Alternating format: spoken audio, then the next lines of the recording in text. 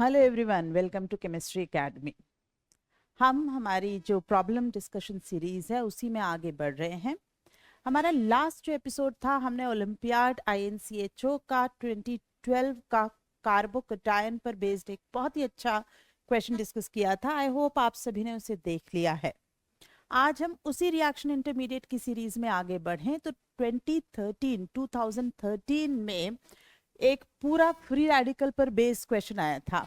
सो हम हमारी इंटरमीडिएट की सीक्वेंस को आगे बढ़ाते हुए ये पर्टिकुलर फ्री रेडिकल्स का क्वेश्चन यहाँ डिस्कस करने जा रहे हैं। ये क्वेश्चन की ब्यूटी भी यही है कि इसमें ऑलमोस्ट जेई से रिलेटेड फ्री रेडिकल को लेते हुए, कवर करते हुए जो भी इंपॉर्टेंट पॉइंट्स हैं कि जैसे जनरेशन, स्टेबिलिटी, कुछ रिएक्शंस, एप्लीकेशन, वो वाला पार्ट मैं इस क्वेश्चन का यहाँ डिस्कस करने जा रही हूँ। ठीक, तो वो पर्टिकुलर सिलेक्टिव क्वेश्चन या सब क्वेश्चंस हम आज यहाँ डिस्कस कर रहे हैं। आई होप कि ये क्वेश्चन भी आपको इस तरीके से यूजफुल साबित हो कि भाई ये क्वेश्चन अगर आपने देख लिया केमिस्ट्री एकेडमी के एक पर्टिकुलर वीडियो के अंदर, तो आपको कार्बोकटायन जैसे लास्ट क्वेश्चन में, फ्री रेडिकल इस क्वेश्चन में पूरी तरह से रिवाइज हो जाए और कोई मिसकंसेप्शन अगर आपके पास है या कहीं कोई कॉन्सेप्चुअल एरर आप कर रहे हैं तो इस क्वेश्चन के डिस्कशन के दौरान मैं उसे दूर कर पाऊं। ठीक, ये मेरी पूरी कोशिश रहेगी। मैं जान रही हूं, आई नो कि कुछ पर्टिकुलर पार्ट है इस क्वेश्चन में जहां बच्चे एरर करते हैं, वो मैं रास्ते में पूरे डिटेल के साथ आपसे डिस्कस करूंगी।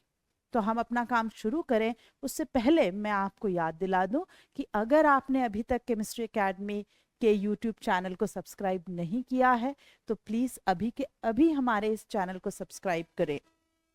ओके, और हमारे इस चैनल, एप्लीकेशन, वेबसाइट के बारे में जितना हो सके आगे अपने दोस्तों में, फैमिली में, जूनियर, सीनियर, टीचर्स सभी के बीच प्रोपोगेट करें ताकि और ज्यादा से ज्यादा लोग इस पर्टिकुलर चैनल का, कंटेंट का या कोर्सेस का बेनिफिट ले पाए। ठीक, और अगर आखिरी तक आप हमारे साथ हैं, आपको वीडियो पसंद आता है तो जाते जाते लाइक का बटन दबाते हुए जाएं। आइए शुरू करते हैं फ्री रेडिकल्स। तो फ्री रेडिकल्स की क्वेश्चन की शुरुआत में इन्होंने हमें क्या क्या चीजें दी हैं। Carbon free radicals are trivalent carbon species, 3 valency होंगी। ठीक, containing an unpaired electron, that is true. They are involved in many synthetic, environmental and biochemical reactions. They are generated by photochemical, thermal or redox reactions through homolytic fission. Equal fission of a bond जब होगा तब free radicals बन रहे हैं, ऐसा कहा जा रहा है। Both electron donating. Now this is a line which gives confusion to several students, but this is a very important line. Please pay attention. Both electron donating and electron withdrawing groups stabilize a radical, and such radicals are known as nucleophilic and electrophilic radicals respectively. Now what respectively? Electron donating अगर stabilising system है तो वो nucleophilic कहलाएंगे, electron withdrawing है तो वो electrophilic कहलाएंगे। ये इनका अर्थ हुआ यहाँ। ठीक, अच्छा देखिए आप, इन्होंने ट्राइवेलेंट कार्बन स्पीसीज कहा है, ये नहीं कहा कि उसका हाइब्रिडाइजेशन क्या होगा, क्योंकि in case of free radical hybridisation का भी काफी वेरिएशन देखा गया है।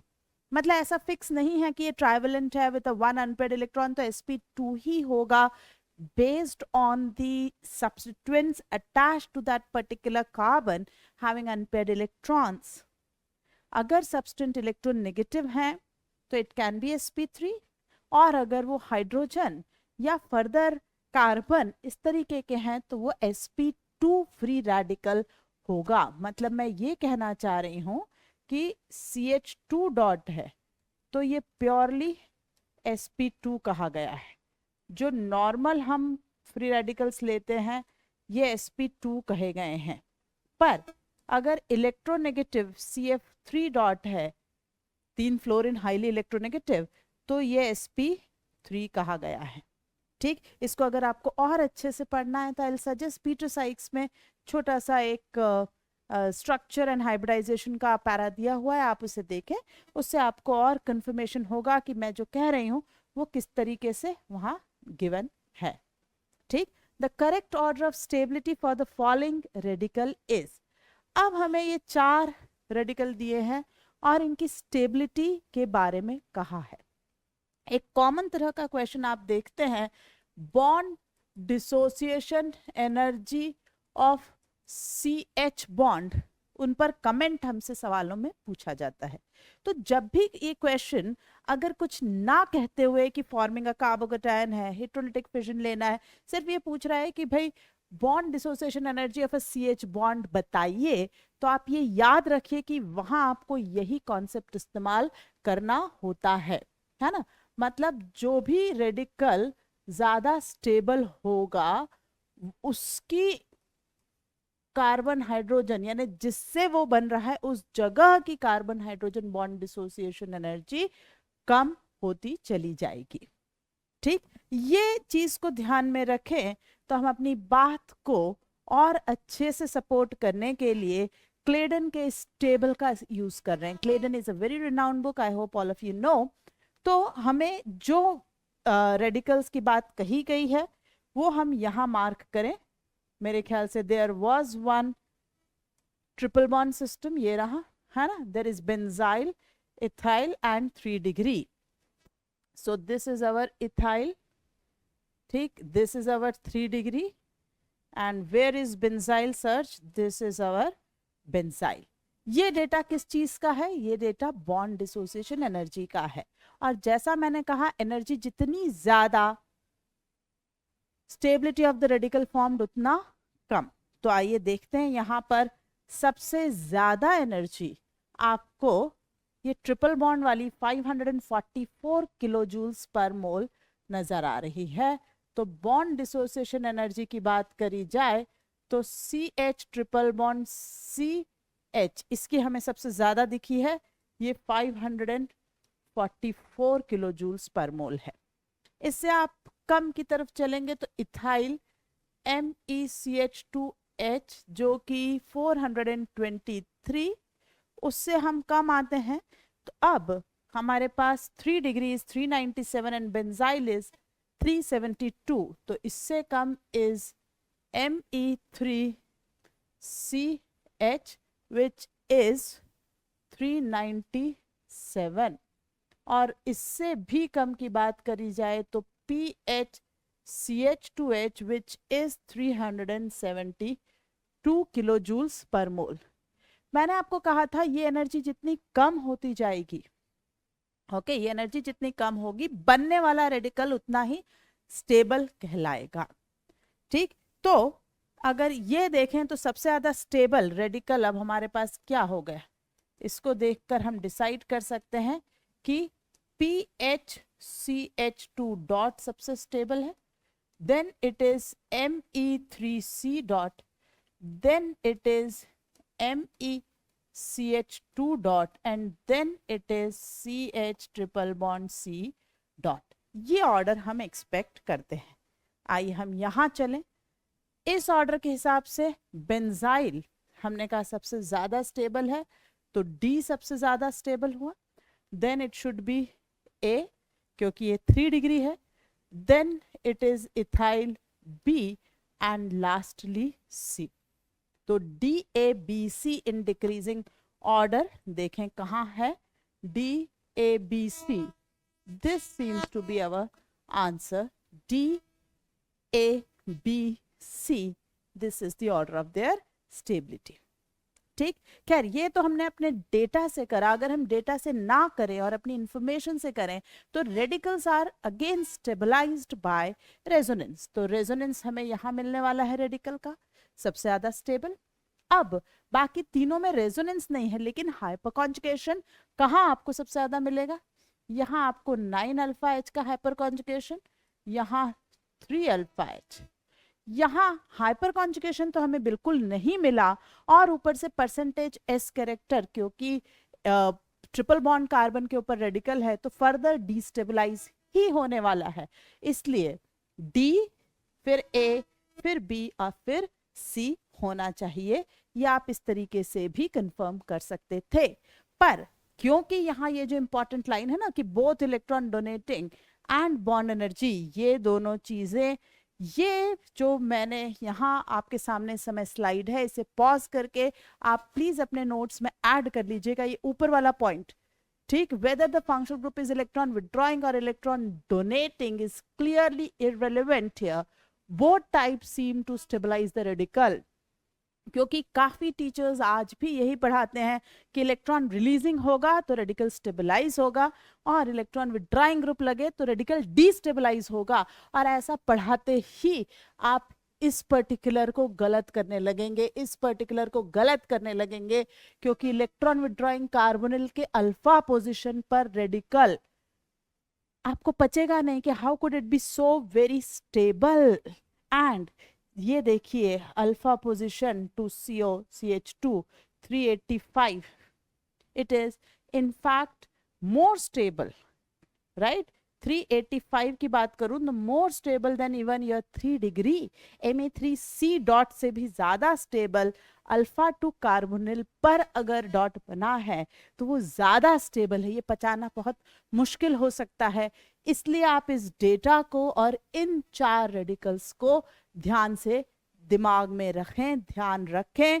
ये देखिए ऑक्सीजन से एडजेसेंट कार्बन, अब वो तो चलिए आपने कहा इलेक्ट्रॉन विड्रॉइंग, ये इलेक्ट्रॉन रिलीजिंग, इसके पास लोन पेयर है, ये इसके एडजेसेंट पर डॉट हमने जब बनाया है ये स्टेबल है, और इसी कारण से हवा में रखे रखे ईथर्स ऑक्सीडाइज हो जाते हैं and they form hydroperoxide which is explosive in nature. इसलिए काफी समय से रखी हुई पुरानी ईथर्स को आप डायरेक्टली किसी एक्सपेरिमेंट के अंदर सॉल्वेंट के तौर से यूज ना करें, वो उसके इसी स्टेबल रेडिकल के कारण रीजन होता है, ठीक। तो ये सारी चीजें आप एक बार ध्यान दें, पूरा पेज जेई के लिए इंपॉर्टेंट है। Coming to second question, one of the common reaction which free radical undergo is hydrogen abstraction to generate new radicals. Yes, मतलब ये कह रहा है कि अगर कहीं एक रेडिकल बन गया, अब वो किसी दूसरी जगह पर जाकर, मान लीजिए अल्फा 2 कार्बोनिल की ही बात कर ली जाए, तो ये यहां से हाइड्रोजन एब्स्ट्रैक्ट करके और नया रेडिकल बना सकता है। इस चीज को यहाँ मेंशन किया गया कि एक कॉमन रिएक्शन जो रेडिकल्स दिखाते हैं वो है दूसरे नए रेडिकल का जनरेशन करना बाय एब्स्ट्रैक्टिंग द हाइड्रोजन। तो यस, बिल्कुल ये रिएक्शन पॉसिबल होती है। इसी सीक्वेंस में यहाँ क्या कह रहा है, for the following compound the correct order of ease with which hydrogen abstraction will take place, कि ये जो साइट्स हैं, अभी फर्स्ट के डिस्कशन में हमने बात कर ही ली थी कि जो जितना ज्यादा स्टेबल रेडिकल बनाएगा वहां पर उतनी ज्यादा इजी एब्स्ट्रैक्शन ऑफ H देखा जाएगा, ठीक। तो हमसे ईज पूछा गया है, तो सबसे स्टेबल ये 2 साइट होनी चाहिए 1 and 2।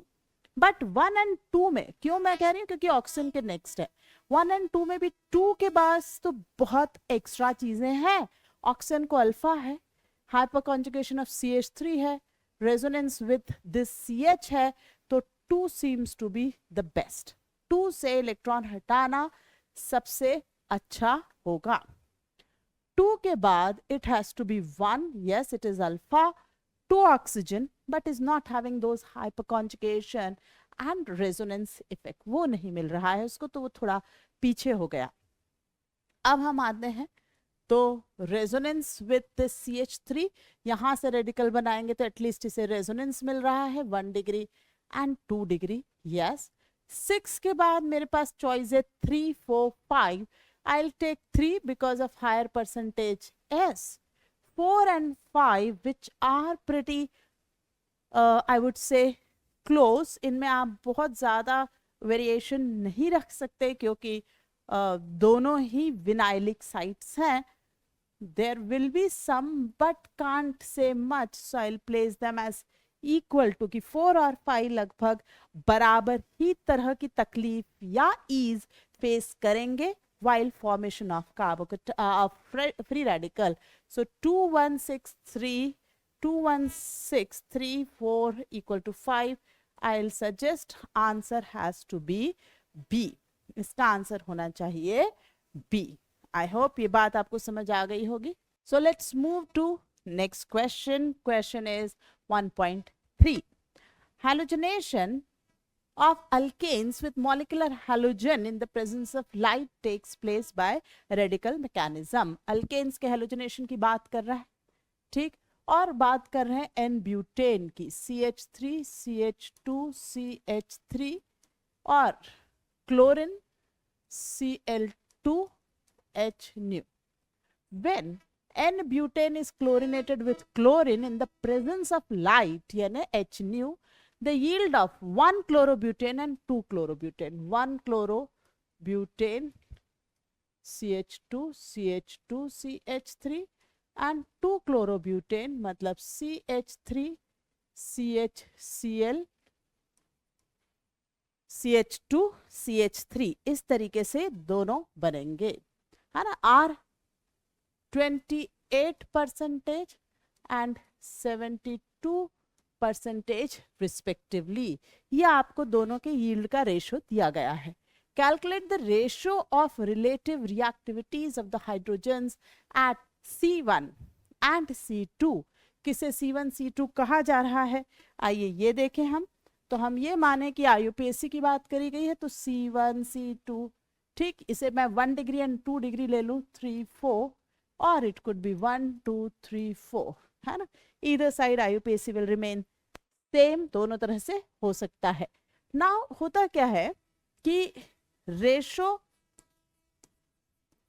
ऑफ यील्ड, जो यील्ड का रेशो होता है, product yield ratio, yield of से यहां पर मैं बात करूं तो 2 degree 1 degree is to 2 degree पूछा है, तो I should also change. Yield of 1 degree is to yield of 2 degree is reactivity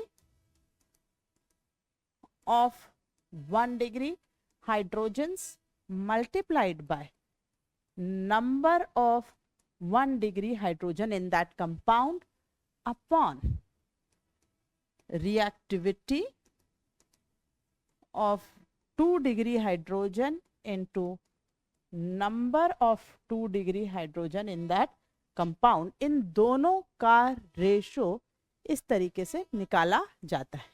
अब आपको वैल्यूज तो ऑलरेडी दे ही रखी है.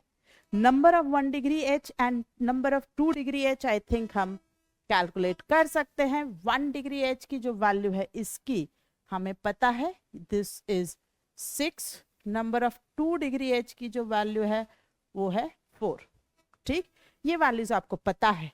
Ratios of 1 degree and 2 degree 28:72 पता है. तो आपको सिर्फ ratio of 1 degree H and 2 degree H की रिएक्टिविटी निकालनी है, रेशो ऑफ रिलेटिव रिएक्टिविटी. आइए इसको हम वैल्यूज रख दें. So it is 28/72 multiplied by number of 2 degree H is 4/6. This is your answer of relative reactivity of 1 degree H is to reactivity of 2 degree H. आप जब इसे solve करेंगे you will get the required answer, which is, on solving this, 7:27. आप जब इसे solve करेंगे तो ये जो आंसर है दिस इज 7:27. आइए बढ़ते हैं towards question 1.4. The number of possible dichloro products including stereoisomers. The question is very clear that we have to include stereoisomers formed when S2-chlorobutane. सबसे पहले हम S2-chlorobutane बनाए. मैं फिशर बनाना चाहूंगी, ठीक. 2-chlorobutane तो कायरल सेंटर अभी हम बनाते हैं, CH3. इन फिशर अगर हम लोएस्ट प्रायोरिटी ग्रुप हॉरिजॉन्टल पे रखें तो बचे हुए को अगर CIP से घुमाया जाए, रोटेट किया जाए, तो जो आंसर आएगा उससे opposite is the actual answer, क्योंकि lowest priority group is on horizontal top priority chlorine, then this and this, ये R घूम रहा है, but as H is on horizontal so this is S। Okay, हमसे पूछ रहा है इसको अगर क्लोरीन वापस रिएक्ट कराया गया, if this is chlorinated, then dichloro product कितने बनेंगे? तो CH2Cl, ऐसा करने से इस कायरल सेंटर पर कोई फर्क नहीं पड़ा, और ये नया कोई कायरल है नहीं, तो ये एक बना। Then if I have this centre dichloro, this is not chiral, 1, it has lost its chirality, CH3। now इस जगह पर जब ग्रुप क्लोरिनेट हो रहा है, क्लोरीन इस तरफ भी आ सकता है और क्लोरीन यहां भी आएगा, बट एग्जिस्टिंग कायरल सेंटर को कोई फर्क नहीं पड़ा। सॉइल से इस सेंटर पे we will have 2 products. Lastly अगर ये बॉटम मोस्ट पर क्लोरिनेशन हुआ तो जो एग्जिस्टिंग कायरल है वो कंटिन्यू करेगा और नया कोई कायरल सेंटर नहीं बन रहा है। So we'll have 2 3 4 5 answer. How many products are obtained?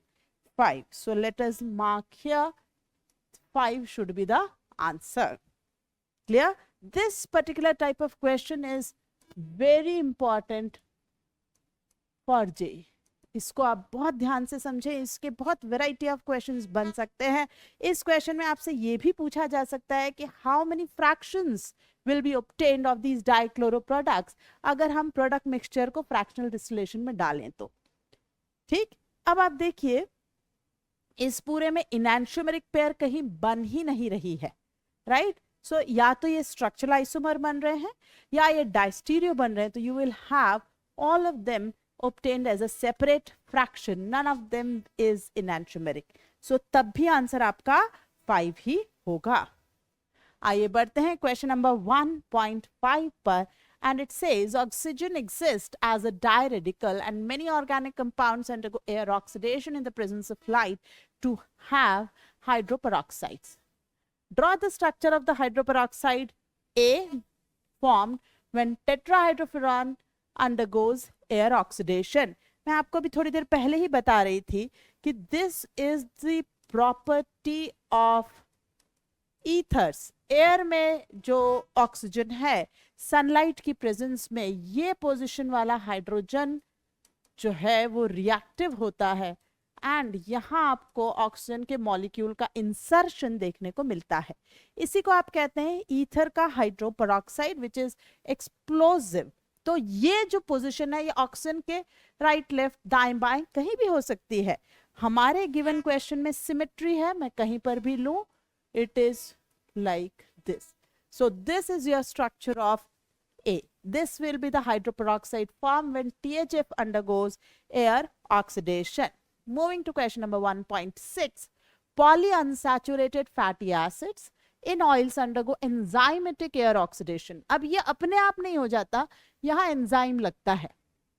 जितना स्टेबल रेडिकल होगा उतना आपको सपोर्ट सिस्टम कम होगा और अपने आप होने लगेगी रिएक्शन, जैसे ईथर में हुई है ना। लेकिन यहाँ रेडिकल उतना स्टेबल नहीं है तो आपको एंजाइम डालना पड़ रहा है। तो enzymatic air oxidation resulting in rancidity of oil, पुराना रखा हुआ ऑयल जो है एक अजीब सी स्मेल देने लगता है, उसकी बात की जा रही है, उसे रैंसिडिटी ऑफ ऑयल कहते हैं। Draw the structure of the products responsible for the rancidity of linoleic acid.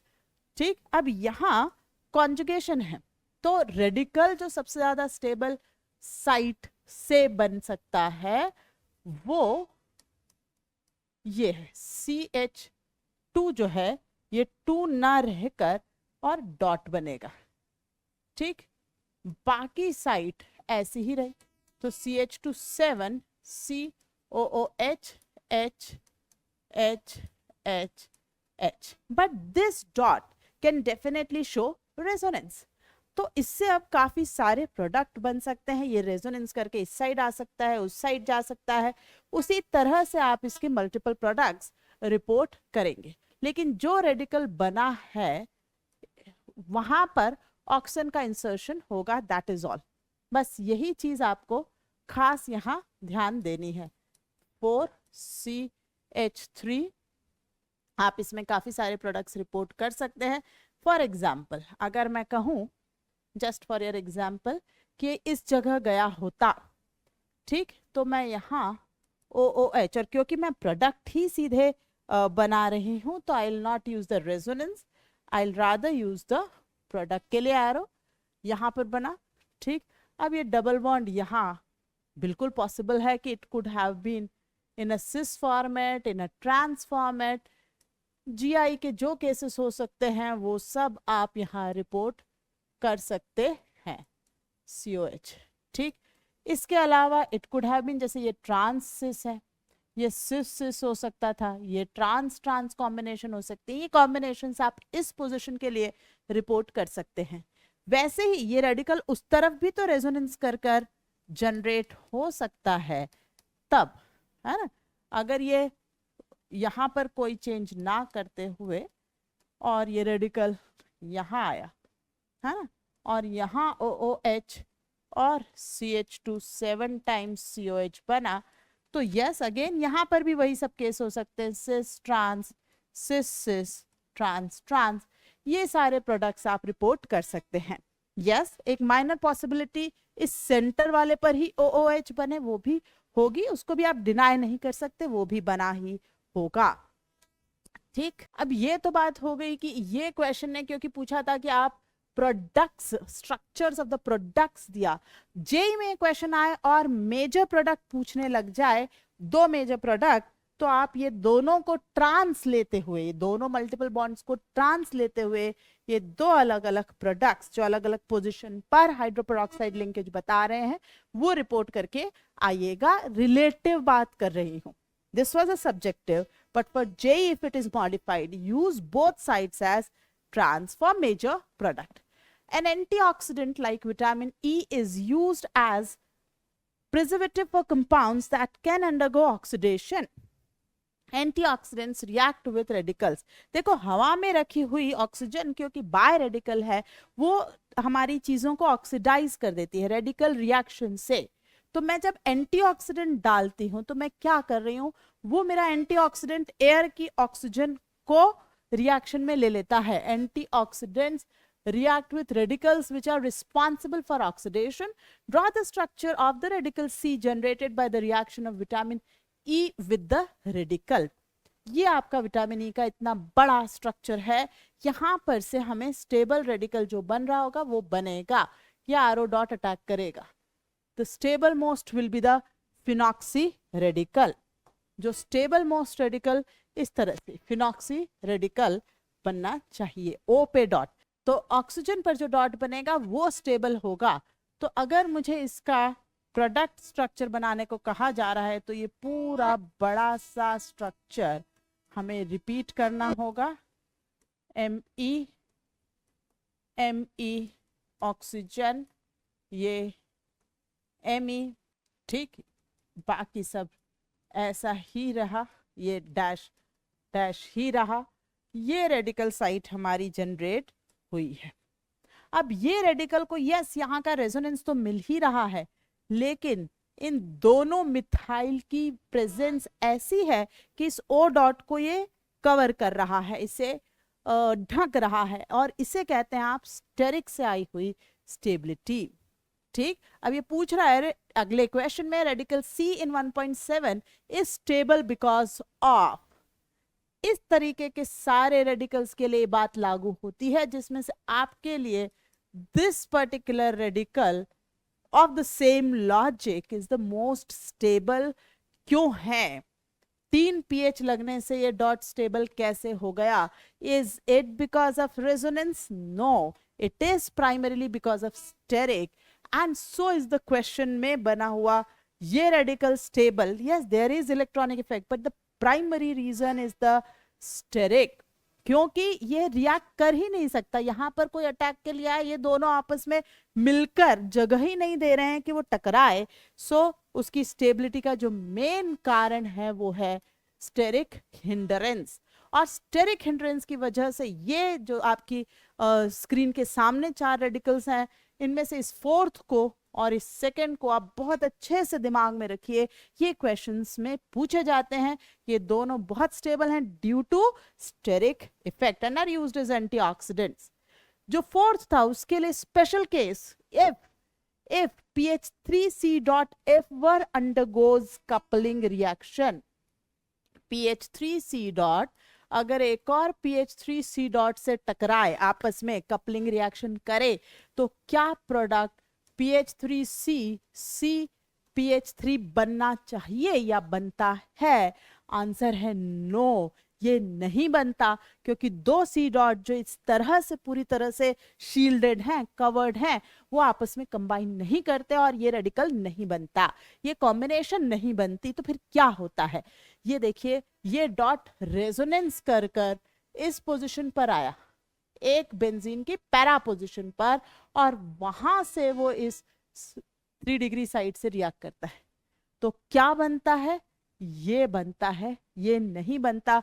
Again a very very important point for your JEE. वहां पूछा जाता है कि pH3C डॉट अगर कपलिंग करे तो प्रोडक्ट क्या बनेगा। ये प्रोडक्ट ध्यान दीजिए, क्या है ये प्रोडक्ट? देखिए, PHC PH डबल बॉन्ड, ये रिंग पैरा, यहां से C PH3, ठीक, ये इसका कपलिंग प्रोडक्ट बनेगा। Moving to next, dimerisation of radical generated, radical intermediates generated by single electron transfer from metal ions are very useful in carbon-carbon bond formation. Some of them are given below. ये 3 reaction दिए हैं, तीनों ही हमारे लिए कुछ हद तक important है, पर इन दोनों में से भी पहली 2 के बारे में थोड़ी सी मैकेनिस्टिक बात में करा। पिनेकोल टाइप कैसे करा? मैग्नीशियम जो है वो 2 इलेक्ट्रॉन्स दे रहा है। अब ये 2 electrons 2 moles of CH3 C double bond O CH3 पर आकर टकराया। देखिए, ये डेल प्लस है, ये डेल माइनस। इलेक्ट्रॉन कहाँ जाएगा? प्लस पर। प्लस पर जब एक इलेक्ट्रॉन ऐड हुआ, वो रेडिकल बन गया, ये C डॉट और O माइनस। इसने अपने पूरे इलेक्ट्रॉन ले लिए हैं और C डॉट, और ऐसा क्योंकि 2 मोल थे तो 2 डॉट बने। ये 2 डॉट आपस में टकराए तो CH3C CH3 CH3 CH3 O dot ये आपका बना। ओ सॉरी, O डॉट क्यों, O minus and O minus हमारा बन रहा है। सो O माइनस एंड माइनस, और चार्ज बैलेंसर आपके पास Mg2+ प्रेजेंट है। नाउ H प्लस, अब और कई इलेक्ट्रॉन एडिशन की जगह ही नहीं है, सो अब ऐड हुआ H प्लस। अब H प्लस ऐड हुआ है तो आप पिनेकोलोन रीअरेंजमेंट नहीं कर देंगे, वो आप तभी करेंगे जब स्पेसिफिकली कॉन्सेंट्रेटेड H2SO4 का मेंशन किया जाए तब। ये देखिए, ये आपका पिनेकोल फॉर्मेशन फ्रॉम एसीटोन का मैकेनिज्म हुआ। हाँ, अगर और पॉसिबिलिटी होती इलेक्ट्रॉन एडिशन की मैं दोबारा करती, पर है नहीं, so I won't add further. Acyloin condensation में ये पॉसिबिलिटी होती है। इसने ये जो बी दिया है, अगर उसको मैं बनाऊं, वो है CH3COOC2H5, पहले वही 2 इलेक्ट्रॉन्स का एडिशन, इसके 2 मोल्स। मैग्नीशियम से मैं कंटिन्यू कर रही हूँ, उसको वापस नहीं लिखा। O माइनस OETC डॉट, है ना, इसके 2 मोल बने, 2 आपस में कंबाइन हो जाएंगे, CH3C OET O minus COET CH3 O minus, ये बना, है ना। नाउ ये पलट कर OET निकल गया, OET निकला, तो CH3CO अब अभी तक तो मुझे वाटर की जरूरत ही नहीं पड़ी, कार्बोनिल की एनर्जी की वजह से निकला। अभी तो मीडियम में मैग्नीशियम प्रेजेंट है, I can again have the same thing, और 2 डॉट जो बनते वो आपस में ही ऐसे बॉन्ड बना लेंगे। अब कहीं एडिशन ऑफ इलेक्ट्रॉन नहीं हो सकता। विसिनल पे जो 2 डॉट बनेंगे उनने तो बॉन्ड बना लिया, लेकिन अब तो कहीं और एडिशन नहीं हो सकता इलेक्ट्रॉन का। तो अब हमने वाटर डाला जो हमें ऐसा इनॉल बनाएगा, जो आपको दिख रहा है कि ये इनॉल तो स्टेबलाइज हो नहीं सकता। It will definitely undergo tautomerization as the structure is symmetrical. ये बनेगा, ये क्या है, ये है अल्फा हाइड्रोक्सी कार्बोनिल, और इसी को कहा जाता है असाइलॉइन। क्या जाता है, असाइलॉइन, और इसके बनने को कहा जाता है असाइलॉइन कंडेंसेशन। ठीक, तो ये सेकेंड रिएक्शन में आपने देखा कि जब तक इलेक्ट्रॉन ऐड हो सकता है आप उस प्रोसेस को रिपीट करें और आगे बनाएं, हमने किया। ठीक, इसी तरह से थर्ड में भी कुछ यही बात करी गई है कि रेडिकल, ये जो टर्मिनल है इसको हटाकर रेडिकल बनाया गया, और ये देखिए दोनों रेडिकल आपस में जोड़ दिए गए। ठीक, ट्रिपल बॉन्ड पर उनको जोड़ा गया है। तो अगर हमें ये बातें समझ आई है तो 1.9 is now simple for you. Suggest suitable starting compounds to prepare the compounds in 1 and 2 below by a single step involving a radical intermediate. कि क्या स्टार्टिंग मटेरियल हमने लिया होगा। अभी जो आपने 3 मेथड्स देखे उनसे हम इंस्पायर होंगे। Intermediate E, which is used in the synthesis of anti-cancer drug called Taxol, ये किस स्टार्टिंग मटेरियल से बना होगा।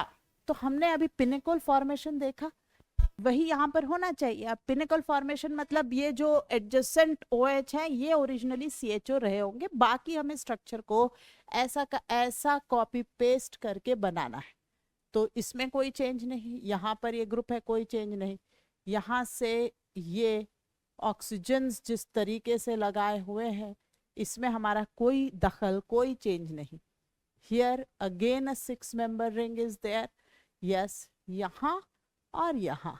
तो ये एक CHO रहा हो और ये एक CHO रहा, ये जुड़कर हमारा गिवन इंटरमीडिएट जो इन्होंने कहा है वो बनाता है। बाकी स्ट्रक्चर आपको ऐसा का ऐसा कॉपी पेस्ट कर देना है, राइट। ये रहा structure. So this is how you can have the original material. वही चीज पूछी गई है intermediate F, which is used in the synthesis of acetyltolide used in perfumes। Perfumes में तो अब आप देखिए एस्टर ये हमें गिवन डेटा में नहीं था। हाँ, अल्काइंस हमने देखा था कि if there is RC triple bond CH तो ये हटकर there is triple bond C triple bond CR। ये जो गिवन हमें ओरिजिनल रिएक्शंस थी इसमें थर्ड वाली थी, ये कपलिंग है ना, कपलिंग ऑफ अल्काइंस, ये यहाँ यूज हो सकती है, ये हम यूज करते हैं। बाकी rest structure will remain same. So oxygen triple bond H कि ये साइट H है, बाकी ठीक, और फिर यहाँ ट्रिपल बॉन्ड H, ये चीज रही होगी। यहाँ कपलिंग होकर ओरिजिनल स्ट्रक्चर जो इन्होंने एज एन इंटरमीडिएट मांगा है वो बन सकता है। I hope this is absolutely clear. ठीक, तो इसी के साथ हमारा जो important part of this question है, जो जेई रेलिवेंट है, उसका डिस्कशन यहाँ खत्म होता है। अगर बचे हुए पार्ट आप अटेम्प्ट करते हैं और आपको लगता है कि हाँ ये भी हमें जानना है, तो you can send your query in the comment of this particular video। अगर आपको उन बचे हुए हिस्सों का भी डिस्कशन चाहिए जो क्योंकि उतना जेई रेलेवेंट नहीं है इसलिए मैंने अपनी तरफ से नहीं लिया, if you want you can post in the comment, I will take care, I will try to post that part too. ठीक, वो भी हम ऐड कर सकते हैं। अब अगर आप अभी तक मेरे साथ हैं इसका मतलब है आप पूरी तरह से ये पूरा फ्री रेडिकल का डिस्कशन देख रहे हैं और शायद आपको पसंद भी आया है। So if you are there and you have liked our particular video, then do not forget to drop a like on our video. Share our channel with your family, friends, peers, juniors seniors जहाँ भी आप propagate कर सकते हैं, हमारे channel के बारे में ज़रूर प्रोपगेट करें। और हाँ, अगर आप JEE 2025 या 26 के एस्पिरेंट्स हैं तो link to our website and application is there in the description box below. Please आप उन्हें विजिट करें एंड एक नया जेनिथ जो अभी 8 दिन पहले ही फॉर 25 स्टार्ट हुआ है, आप उसे व्यू करें। 11th के स्टूडेंट्स, उनके लिए तो दो ऑप्शन है, they can go for the live और द रिकॉर्डेड कोर्स, जो भी आपको सूट कर रहा है वो आप लें। ऐसे 12th या रिपीटर बच्चे जिनका एक बार पूरा कोर्स हो चुका है, उनके लिए क्रैश कोर्स ओपन हो चुका है। आपको अगर चैप्टर वाइज कोर्स की जरूरत है, that is also available on our website. ठीक, and we are certainly making certain changes as compared to our previous courses when we have moved to another platform. हम कुछ changes, कुछ और additions introduce कर रहे हैं, तो जैसा भी आपको requirement हो, you will find almost everything on our website related to chemistry for JEE Mains, Advanced as well as NEET. और उसके बाद भी अगर आपकी query हो तो you can always connect with us through Telegram, through WhatsApp or mail on or in the community section of our website. चलिए तो फिर मिलते हैं next video में. Till then, take care, bye bye, thank you, and do not forget to subscribe to our channel. Bye bye.